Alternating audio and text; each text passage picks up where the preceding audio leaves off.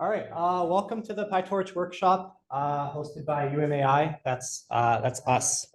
By this end of this presentation, you'll have a basic understanding of neural nets. You'll be able to implement one in PyTorch, and you'll understand the concepts of batching and overfitting.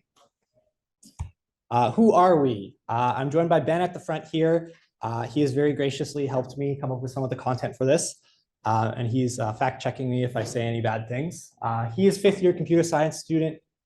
He did a research term at Waterloo studying neural networks, and he's working on his honors project now. I'm also joined by Alex in the back.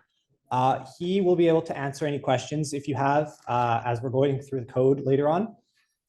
He's done some certificates from Stanford, IBM, and Google in machine learning. You also worked as a data scientist, is that correct? Yeah, so he's experienced, also great if you have any questions.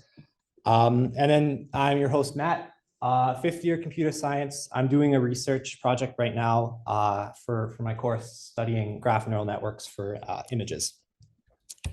So the goal of this presentation is that we're going to be able to have a neural network recognize images of handwritten digits. So we have this MNIST data set here. It's a collection of, I think, 30,000 handwritten digits along with labels. So like we have the handwritten digit 4, and then it's the label with the number 4.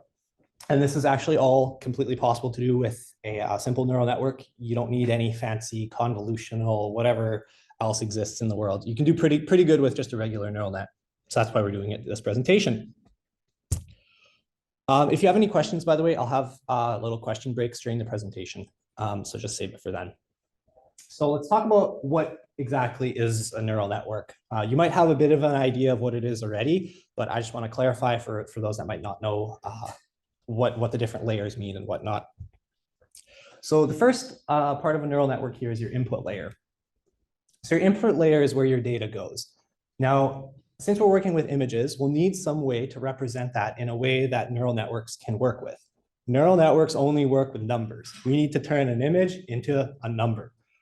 So what we're going to do is we're going to take our image, we're going to convert it into a 28 by 28 array of numbers from 0 to 1.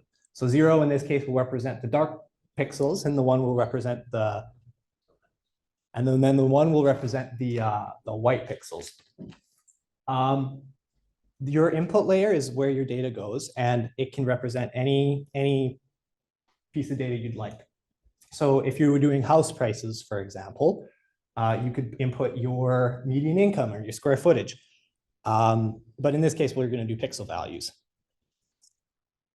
After that, it goes into the hidden layer. So if you look at this image here, after the input layer, all these pieces of data that you put in the input layer get fed into the hidden layer.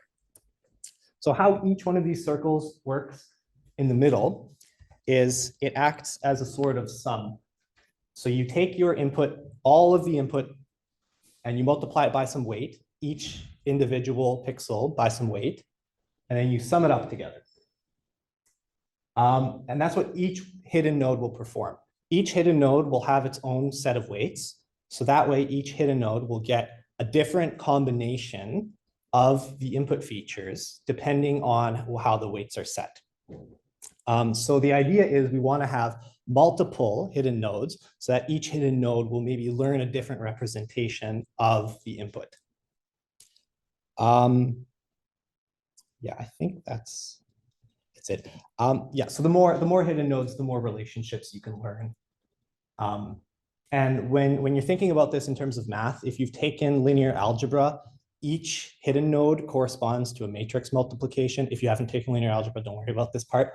But each hidden node corresponds to its own matrix. No, the whole hidden layer corresponds to a matrix multiplication. So it's just a linear combination of the different features in linear algebra terms, if you've done that before. And yeah, and we, like I said, we usually take multiple of these nodes, as you can see in that second image there. So finally, what we want to do is we want to get an output. So we've taken the input, we've combined it in some weird way. We want to use this to make predictions about something. So in our case, we were going to predict what number is being given to the neural network. So we're going to have 10 outputs here, one for each digit that it could be. So this works similar to a hidden layer. So you take the values of the last layer, multiply it by some weight, and then you use that to generate predictions. You don't necessarily have to have 10 outputs. Like if we were doing house prices, for example, you might only have one output, but it sort of depends on what your data is. Okay, so the next question is, how does it learn? So we have these weights, and the idea is we want to adjust the weights so that the model makes better predictions. So the first concept we need to know is the concept of loss. So loss is how we communicate to the neural network about how wrong it is. So you can see here, the model comes up with a prediction, 191, and then it sends it to some function, which we call the loss function, which tells the neural network how off it was. And you can use different sorts of loss functions. It sort of depends on the type of data you're working with. Some common loss functions, mean squared error, you might have heard of that from statistics. And then there's also cross entropy, negative log likelihood. These are just functions that machine learning engineers are familiar with. But the whole concept is we want to come up with a specific number that says how wrong the model is. And that way we can tell the model to fix itself, essentially. And how the model fixes itself is called optimization. So what we do is we use some really complicated calculus that we don't have to worry about that because PyTorch takes care of all of that. But you basically, calculate the derivative and then you take a step along that derivative. And that step is controlled by what we call the learning rate. And this whole idea of stepping along where the slope goes down is called gradient descent. You can sort of think of it as like walking down a hill. You know you're going down. How far do you want to go down? Well, you probably take smaller steps so you don't step over the hill, let's say.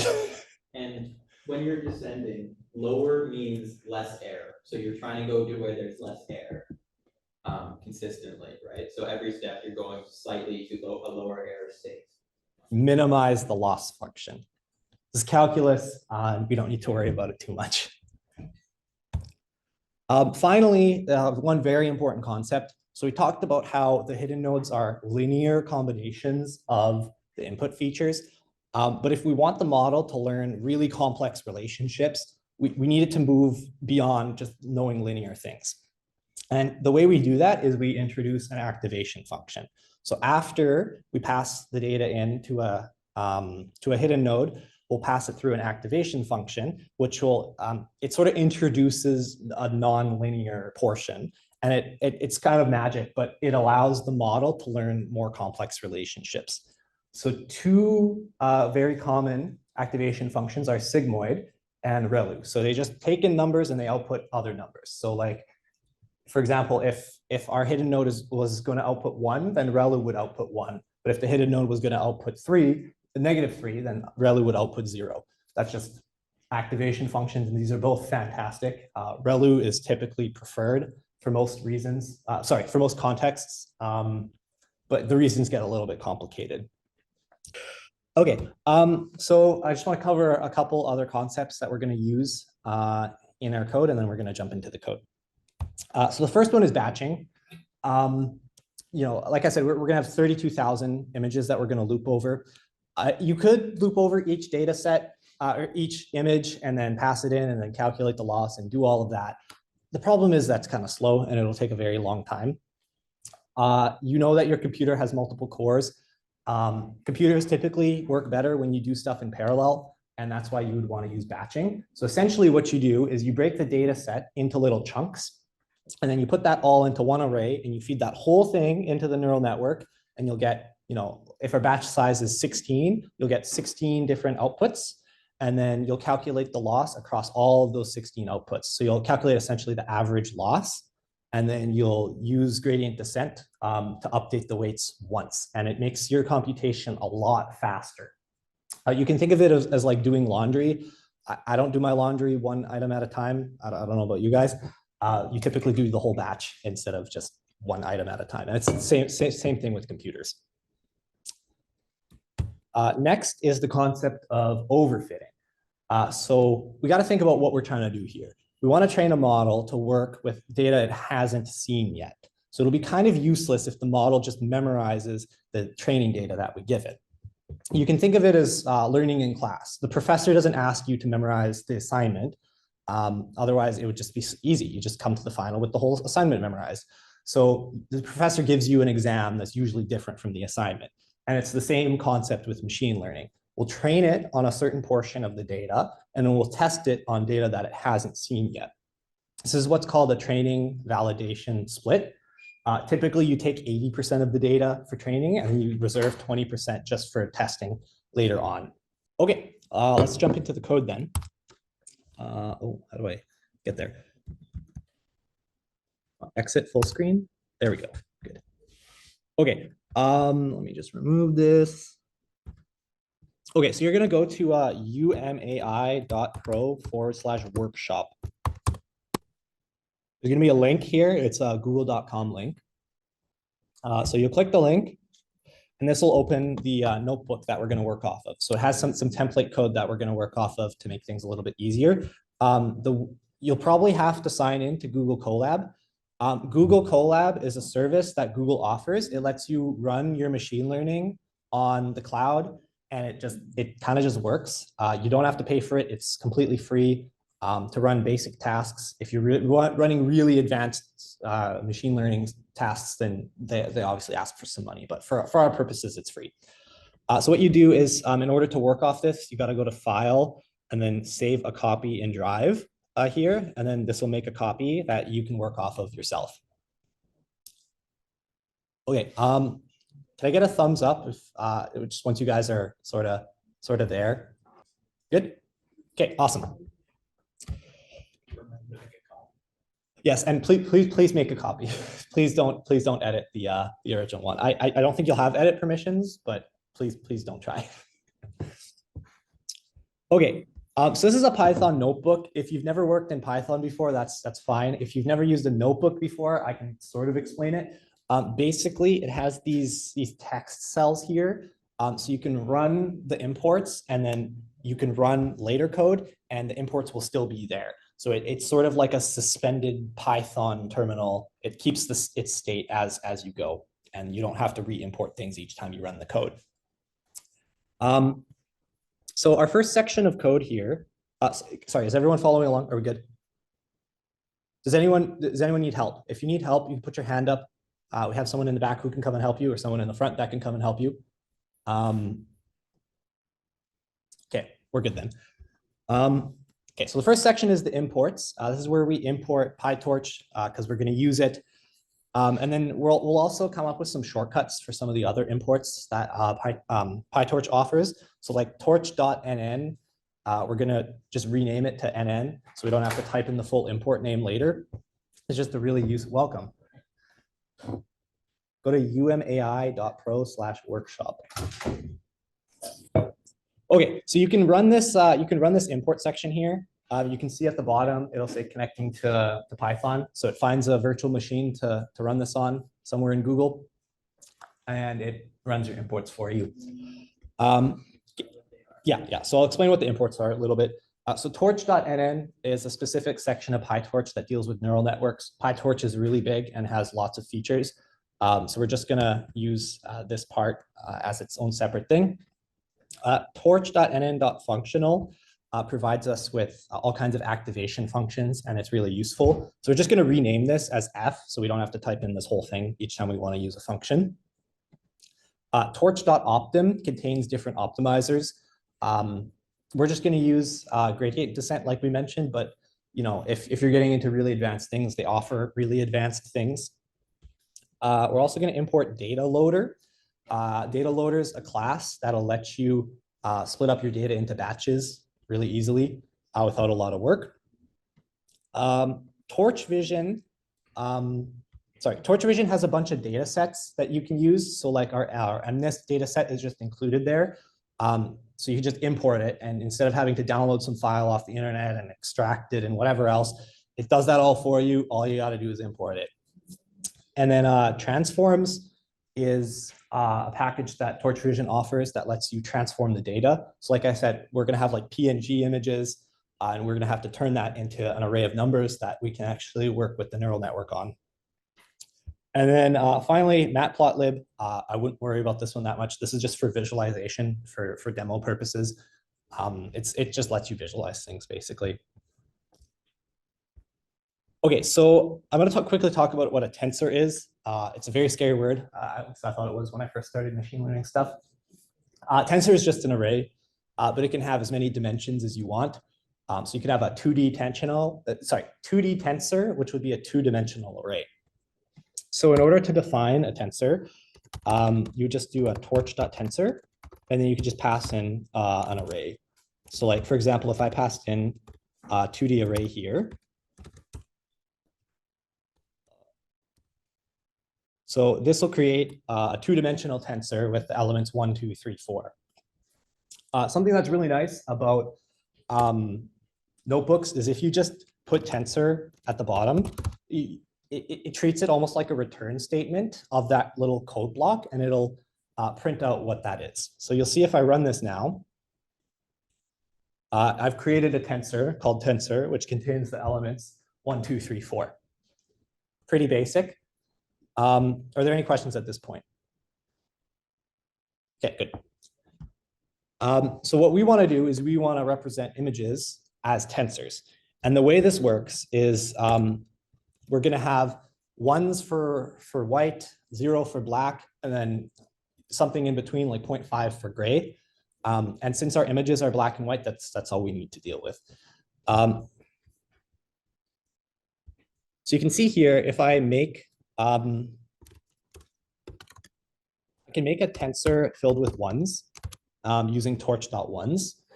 So if I make a 100 by 100 tensor of ones, it's just going to be a 2D array with 10,000 elements. That's going to be filled with ones.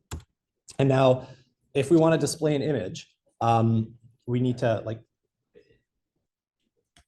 you need to pass in double. I don't think you need to. Do you pass in double brackets? Okay. You need to do double brackets for this. It's a weird Python thing called a tuple. So you pass in the dimension like that. So anyways, I can fill a portion of this tensor in with a different color. So like, let's say I fill the middle in.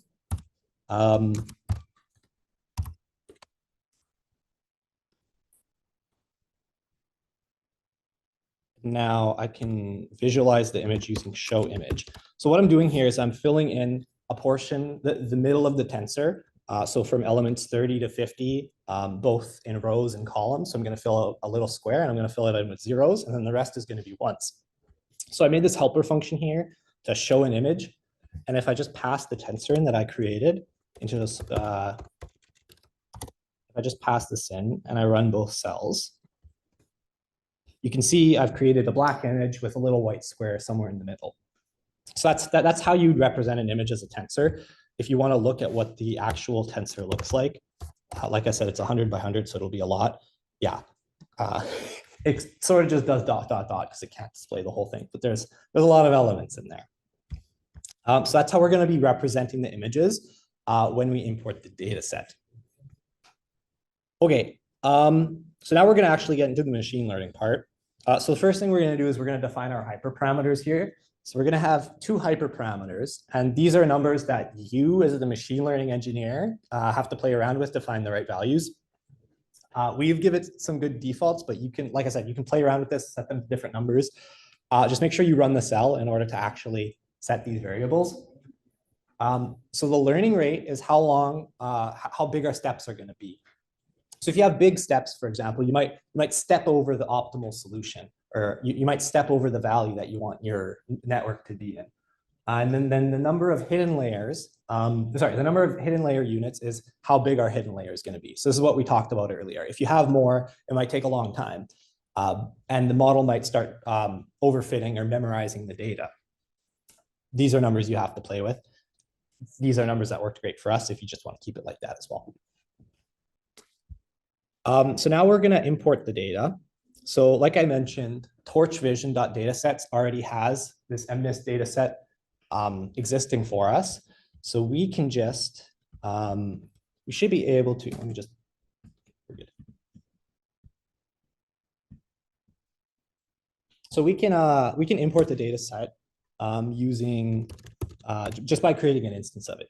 So I'm going to create a variable called train data set. And it's going to be from datasets.mnist. And then in order to create an instance of the data set, you have to pass in a couple parameters. The first one is where you want it to download your data set. So if we put like ./data, that'll be the current folder /data, and then it'll put it all in there. It'll download all 32,000 images into there.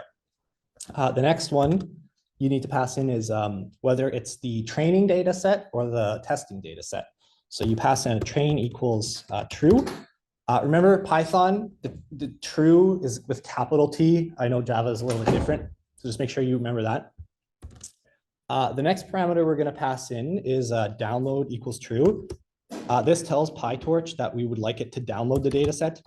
If you set this as false, it's just not going to download the data set, and then it'll freak out because it can't find the data set. And then finally, the last parameter we're going to pass in is called transform. So what transform does is it tells PyTorch, hey, there's extra work we want to do after you download the data set. Can you please do these extra steps to the data set so that we can work with it? So like I said, the data set is images. So what we want is we want a tensor. So what we do is we use this transform called .toTensor. So T is, we imported it at the top. T is just the package torchvision.transforms. So t.toTensor is just a transform function that PyTorch provides to us that'll transform the images into 28 by 28 tensor. Now we're going to copy this and we're going to create one data set for testing and we're going to create another data set for training. So I'll do that here. And this will be our test data set. So all you got to do is change the name and set trainee is equal to false with a capital F. Oh, I don't know what I just did. Okay. So now if I run this, you'll see it's going to download the data set, might take a little bit, downloads everything, and now it exists here in /data. These are all the images. Yeah. Okay, are we following along? Is there any questions right now? Okay. The next thing we're going to do is we're going to create our data loaders. So the data loader is what PyTorch provides to break our data up into batches. So it's going to split it up into whatever size we specify, and then it's going to feed it to us later, and it makes it very easy. So what we do is we're going to create a new variable called train data loader. I think that's what I called it. Oh, actually, I just called it train loader. Whatever. Train loader equals data loader. So data loader is a class, and then we just need to pass in the data set we want it to load. So train data set, and then the batch size, which is going to be how many pictures are in each batch. So typically, oh, this is batch underscore size. I hate this. There we go. So we're going to pass in the batch size. In this case, we're going to set it to 16.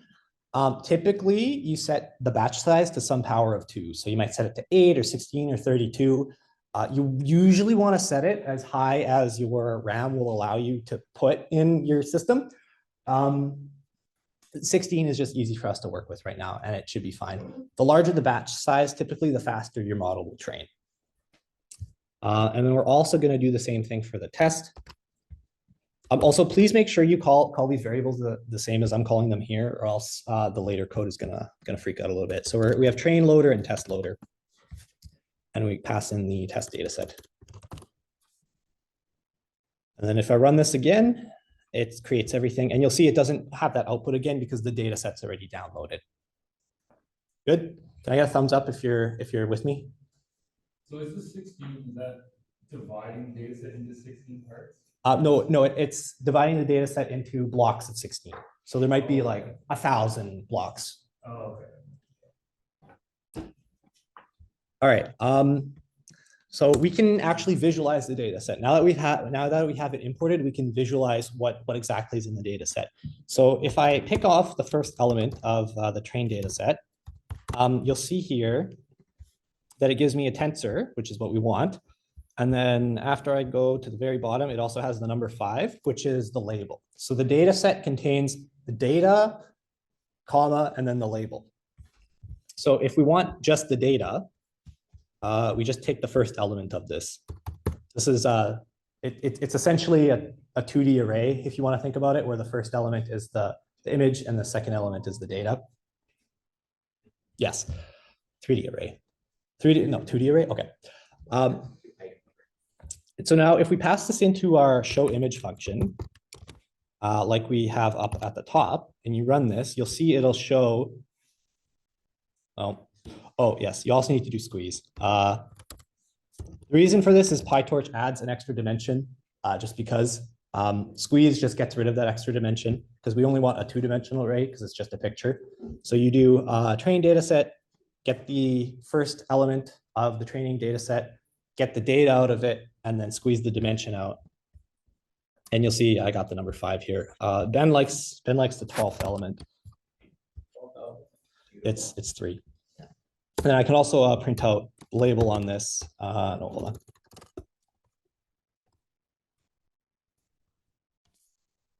on. So now the label would be index 1. And you can see it'll print it out here. The label for this is 3. So my data is this image 3 as a tensor, and then my label is the number 3. Yes. What does the second square bracket stand for? Okay, so the first square bracket is which element, and then the second square bracket is the 0 corresponds to data, and then the 1 corresponds to the label. Does that make sense? So the label is just there will be for the data.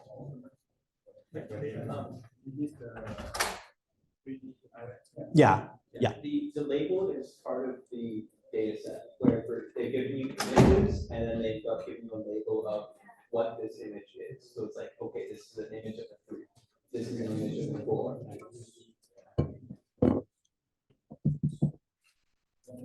Are there any questions? Yeah. I can't hear the question.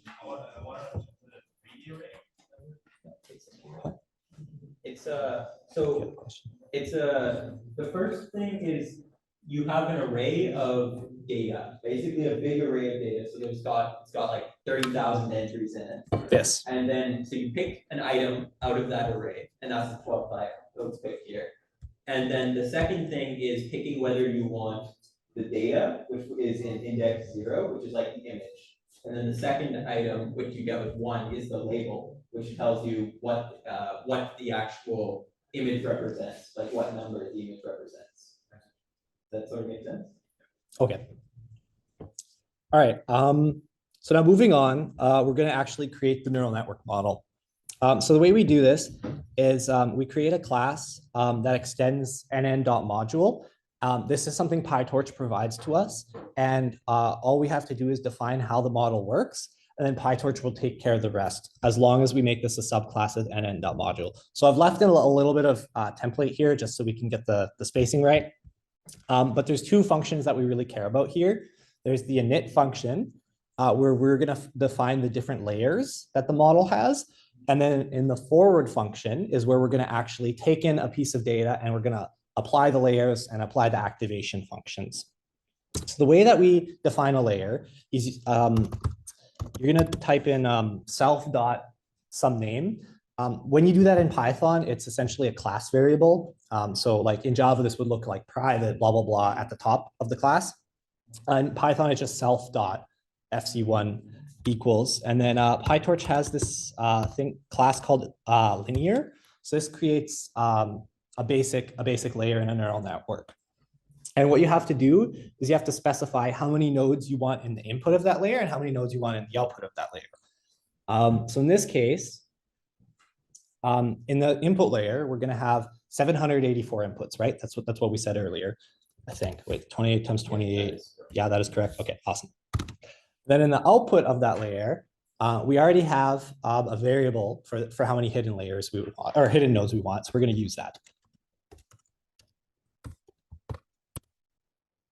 So this first layer is going to take in 784, and then it's going to apply some weights, and it's going to have 100 elements, or however many hidden nodes you set it to earlier.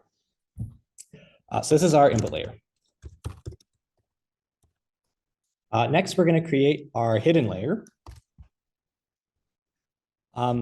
So the way our hidden layer is going to work is instead of 784 inputs, it's going to be taking in 100 inputs and then outputting another 100 inputs. If you go back to this image that I had up here, this sort of visualizes it good. So we're gonna take in 784, and we're gonna put that into a 100 long array, and we're gonna put it to another 100 long array, and we're gonna put it into a 10 long array. Well, I did this again.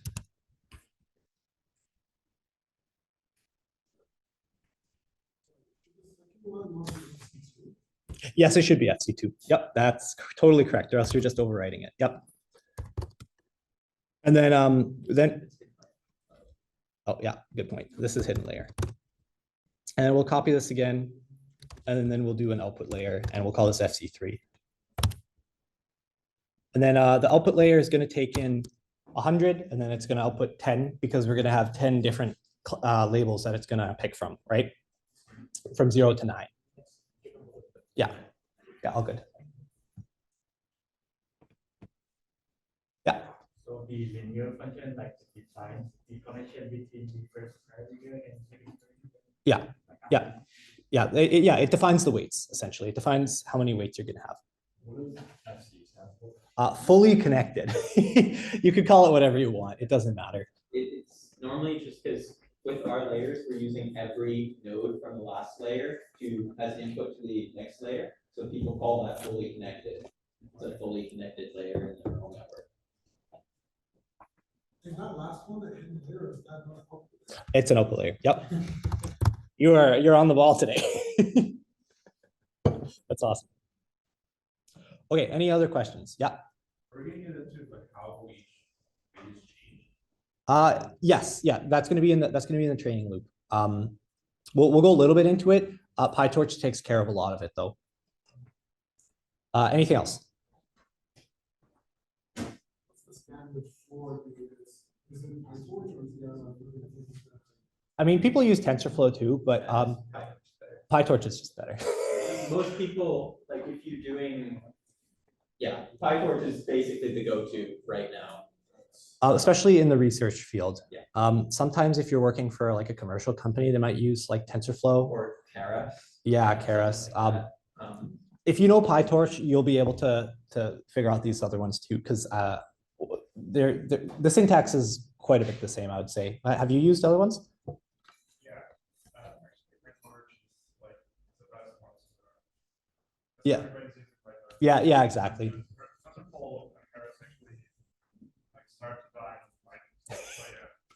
Yeah. I studied thing with the it's a bit harder. It's harder, hey? Yeah. Yeah, so PyTorch just makes things really easy. Okay, does everyone have this written? Yes? Does anyone need another minute with this first part? Okay. So the next function we're going to work on is the forward function. So this is where we're going to take in the data and we're going to put it through the layers. We're going to put the activation function in, and then we're going to output our probabilities. So the way we do this is we have this parameter x. X is going to be the data that's coming into the neural network. And remember when we looked back up above, the data set is giving us a 28 by 28 image. Now we want a 784 long tensor. So in order to convert 28 by 28 into a 784, you got to use, it's called flatten. It just flattens it out, right? So it takes a square and flattens it out into one long rectangle. So what we'll do is we'll do x equals torch.flatten. And then you're going to pass in the data that you want to flatten. And then we also have to pass in start dim equals 1. The reason for this is because the data, remember, we're going to be working in batches. So we're going to have 16 images that are coming in at the same time. And we don't want to flatten those 16 images. We only want to flatten each image separately. We don't want to flatten it into one, 3,000 long array. We just want, we want 16 784 long arrays. So that's why you have to do start dim equals 1. So after that, we're going to pass it into the first layer. So we're going to pass it into self.fc1, and you pass in x. So we're just reassigning the variable all the time here. And then after that, we're going to apply our activation function.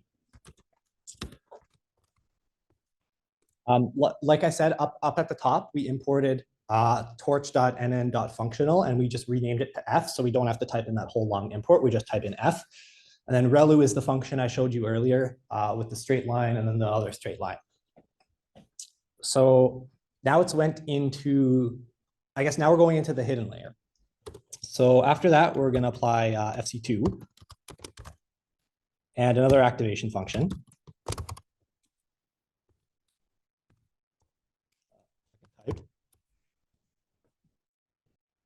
And then finally, we're going to pass it through the output layer. Oh, I forgot to do this. Yeah. Always make sure to do x equals, or else it's going to lose it. Yeah. Yeah. Yep. Good. You're on the ball today. It's awesome. And then finally, we'll pass it through the last layer. Self.fc3.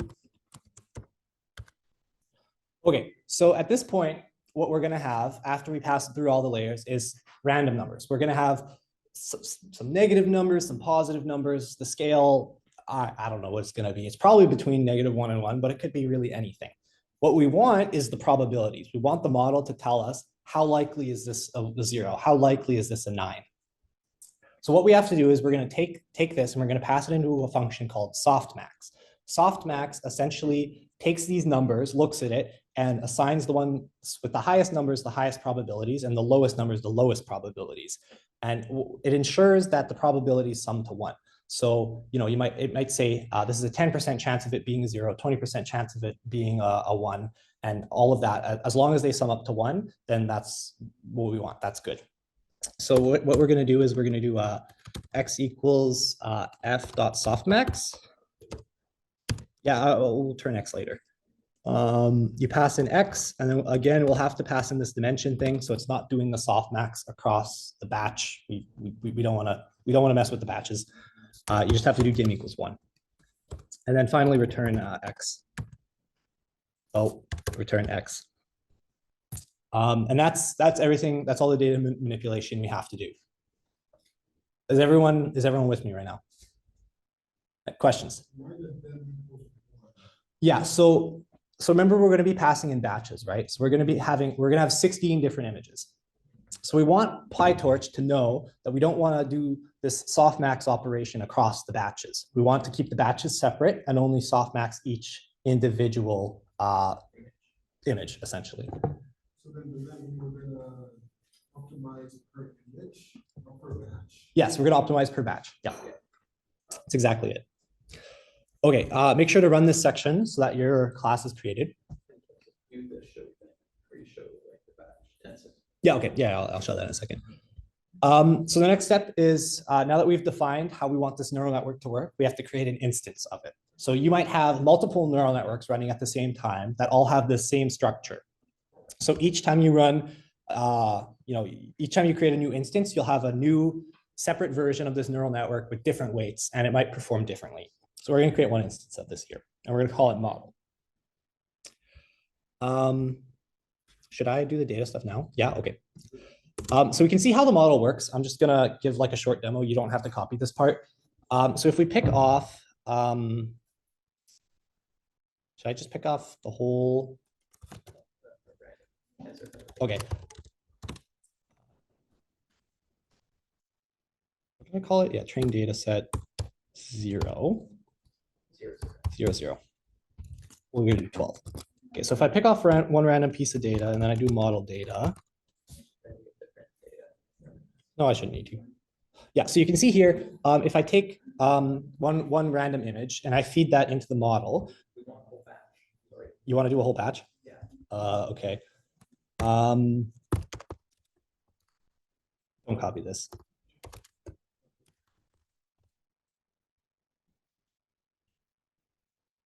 Flatten.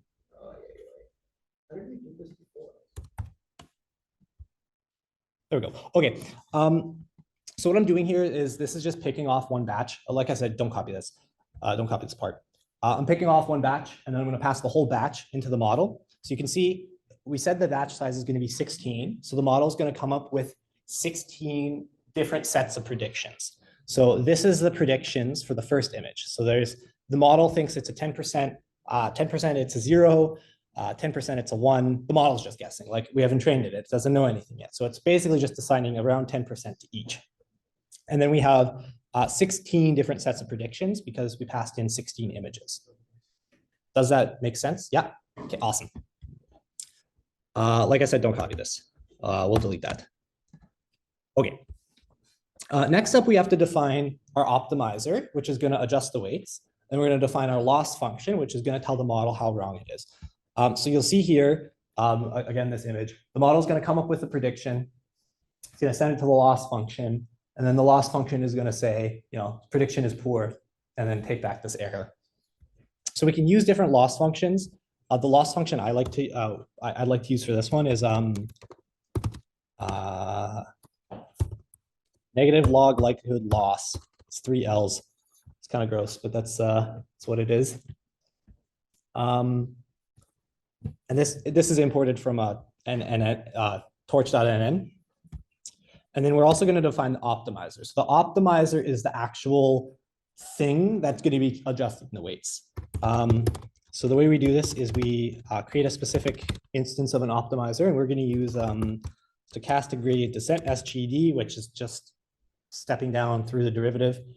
And then in order for this to work, we have to pass in the weights that we want it to optimize and the learning rate. So the way we get the weights from the model is we do model.parameters. So this gets a list of all the weights that the model has. And we're also going to pass the learning rate, LR, and we also have a variable for that. So here we're passing in the model parameters and the learning rate that we want it to use. So if we run this, there should be no errors. Awesome. So now we have our loss function and our optimizer that we're going to use later. Are we good? Okay, awesome. Next up, and this is the most exciting part, this is where we train the model and then we test it. So what we're going to do for our training is we're gonna get some batch of data, we're going to put it through the model, we're going to calculate the loss, and then we're going to update the weights.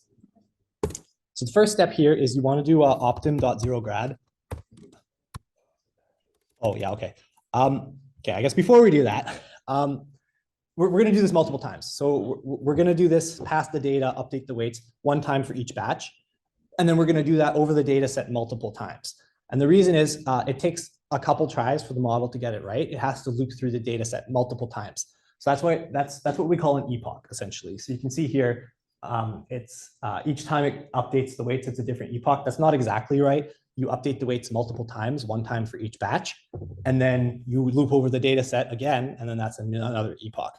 So in this case, we're just looping through 5 epochs. You can modify this number if you want to train it for longer. The model will probably get better if you train it for longer.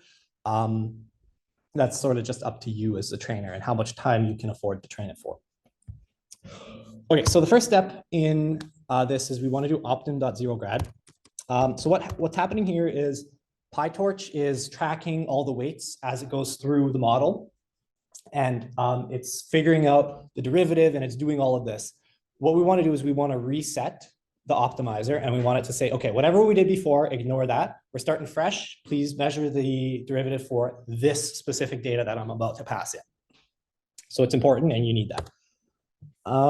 Next, what we're going to do is we're going to pass the model into the data. So this loop here is just looping over the data in batches. So we pass the model into the data by calling out equals model data. So we pass this data into a model. It's going to be 16 images, and it's going to come up with 16 different predictions, sets of predictions. Next, we're going to calculate the loss. So we define the loss function up here. So you do loss equals loss function, and then you pass in the output and the targets. The targets comes from the data set. Remember, we're looping over the data set in batches. I'm going to do the log in a second. We're looping over the data set, and we're getting the images and we're getting the targets. So we're going to pass in the model guesses, and we're going to pass in the targets to the loss function.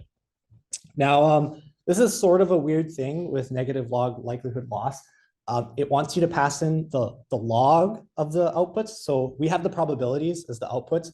We just need to take the log of it in order to use the loss function. It's just a weird thing that the loss function requires. So you can just wrap this in a torch.log.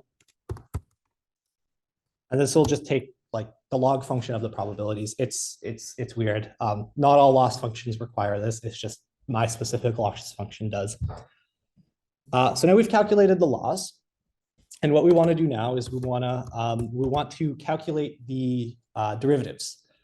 So the way we do that is you do loss.backward, and this calculates how each weight should change in order to make a better prediction. And now that we've calculated the derivative, we need to tell the optimizer to actually change the weights. And you use optimizer.step. Optimizer.step will actually change and adjust the weights to make the model better. Oh, yeah, you're right. Optimizer. Yeah, good point. Did I call the optimizer? Yeah, I did. Okay. So this is what we call one training loop. So we're going to loop over the data in batches, and we're going to pass it through, calculate the loss function, calculate the derivative, and then update the weights. Does that make sense? Okay, awesome. I'm seeing some nods. Where in the training data set is the correct answer? Targets. So yeah, if you're not super used to Python, this is just unpacking. So basically, we said that the data set is it's a multidimensional array. The first element is data, and the second element is the labels. So in this case, targets is yeah. How do you know which loss function you want to use? It depends on your problem. So with classification, negative log likelihood loss is one to use, but it really depends on the type of problem you're trying to solve. If you were doing something like predicting house prices, you might use mean squared error. You take machine learning if you want to know more about that. Yeah. If you could get the diagram before of the line up with the for Sorry, a what? before batch, The enumerate line. Yeah, okay. Yeah, so just briefly what's happening here. So enumerate, it loops over an array, it loops over a list, and it outputs the index that you're looping through, and then the item that you're looping through. So this is the index.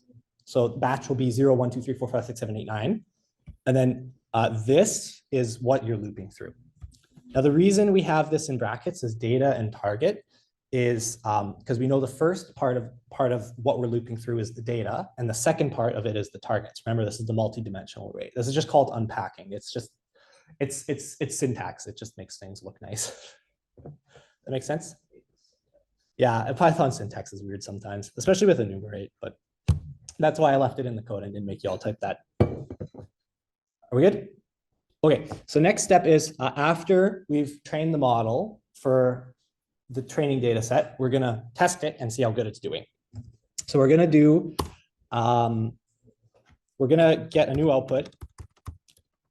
So this is looping now over the test data set. Out equals model data. So this now passes in the test data in batches to the model, and we're gonna get some outputs. Oh, we're also gonna track how many times the model gets an answer correct. So we're gonna have a variable here to track that. Correct equals 0. This is just how we're gonna track how many times the model is correct. Now what we're gonna do is we gotta convert these probabilities into ones or zeros. Basically, we need to know what the model's predicting. So what we're gonna say is we're gonna take the highest prediction. So if the model predicts, 5 as 55%, then we're gonna take the 5 as its prediction. In order to measure how good it's doing, we need to take something as a specific prediction. So the way we do that is we're gonna take its best guesses as out.argmax. So argmax just gets the index of the maximum probability. Yeah, and so you're trying to take the index that has the biggest value in it because the model is saying, okay, I have high confidence that this is the digit that it is. So if it thinks, oh, if in index 3 it thinks oh, it's 90% chance it's this one, then you want it to, your best guess to be 3, because it's saying, I think there's a 90% chance this is a 3. Yeah. That's exactly how that works. So now at this point, best guesses is going to be, it's going to be an array of 16 elements, and it's going to have a specific number. So like it'll say for the first image, 1, second image, 2, third image, 0, whatever it predicts it is. So we're going to have a 16 by 1 array. And now finally, what we want to do is we just want to compare this with the actual targets. So the way we do this is Python really is really great. Sorry, TensorFlow is really great, because if you do targets equals best guesses, what this will do is it'll create a separate tensor where it'll be 1 if the two values are the same. So if the predicted is 2 and the target is 2, then it will be 1. Otherwise, it's 0. And now we can call this, we'll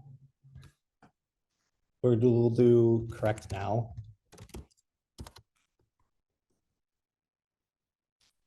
And now I like to put it in brackets just to specify that this is an array. And now, now if we do dot sum, so if we sum the number of ones in this correct now array, we'll get how many guesses it got right.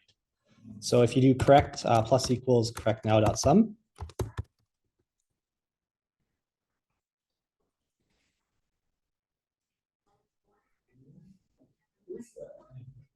Siri.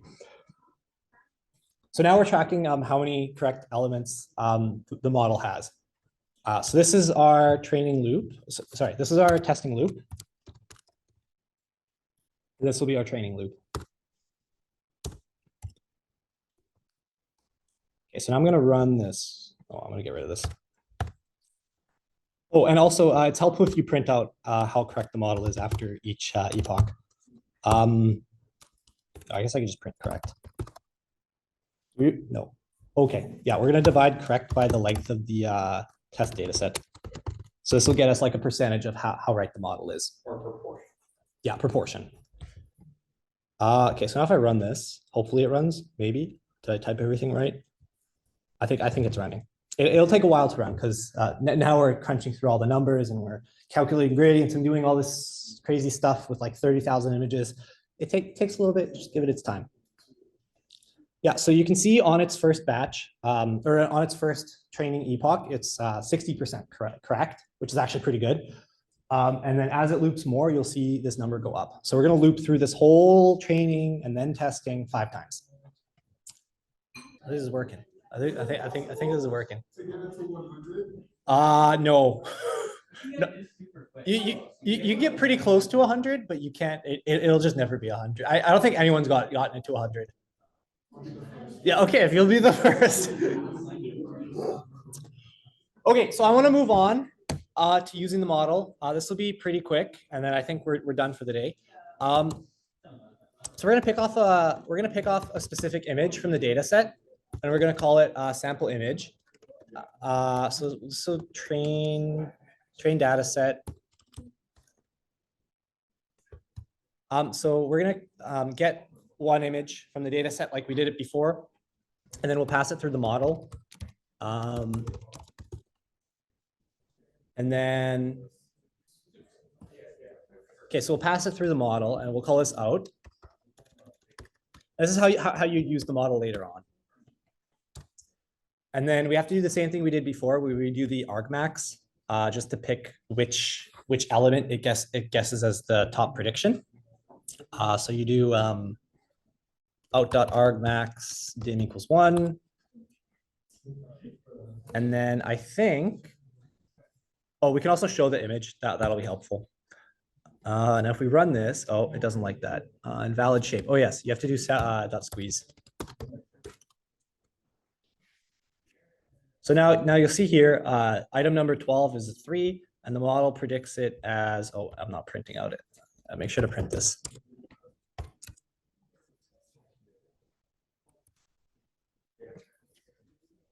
Yeah, so you can see the model predicts this as a 3, and it's a 3. So you can go through different items in the data set and see which one the model gets wrong. The 2 is doing pretty good at. I wonder if I can find one where it's just wrong. Oh, that's 5. Matt, can you go to the model definition? Yeah. Oh, model definition? Yeah.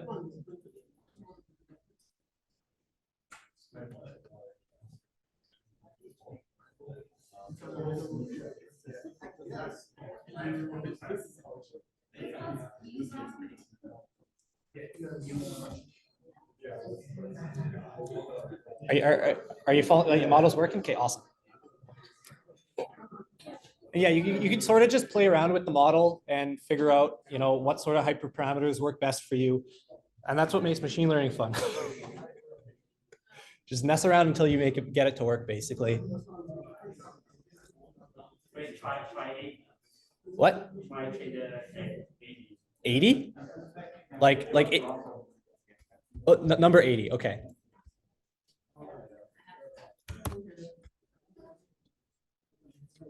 Yeah. Okay. So there's one that's wrong. What is this? A 9 or an 8? Let's see what it's supposed to be.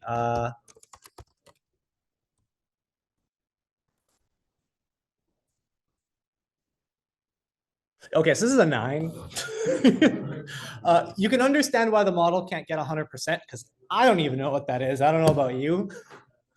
But yeah, that's your first neural network in like less than 90 minutes. I just want to say thanks to Ben and Alex for making it out here to help out. And yeah, if you're interested in our events, we have a website that you can sign up for our email list. We'll be running a ChatGPT workshop in a month or 2, so stay tuned for that. And yeah, if you have any questions, just hang around. We can chat. Thanks for coming. You guys make it, ChatGPT.